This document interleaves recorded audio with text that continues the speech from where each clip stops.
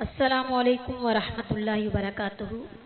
نحمدہ ونصلی علی رسولہ الکریم، اما بعد فاعوذ باللہ السمیع العلیم من الشیطان الرجیم، ربی اشرح لی صدری ویسر لی امری واحلل عقدۃ من لسانی یفقہوا قولی۔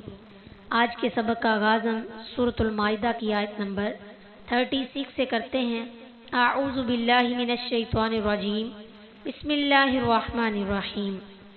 ان الذین، بے شک وہ لوگ، کفروا، جن لوگوں نے کفر کیا، لو، اگر، ان لہم، یہ کہ ہو ان کے لیے، ما فی الارض، جو کچھ زمین میں ہے، جمیعا، سب کا سب، ومثلہ، اور اتنا ہی، معہ، اس کے ساتھ، لیفتدوا، کہ وہ بدلے میں دیں، بھی، اس کے ساتھ، من عذاب، عذاب سے، یوم القیامتی، قیامت کے دن، ما تقبلا، نہ قبول کیا جائے گا، منہم، ان سے، ولہم، اور ان کے لیے، عذاب، عذاب ہے، علیم، دردناک۔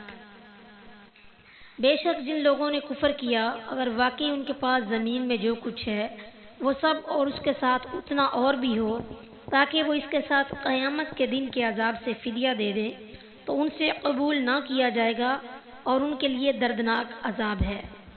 ان الذین کفروا لو ان لہم ما فی الارض، سورہ آل عمران کی آیت نمبر 91 میں اس کی ہم معنی ہے۔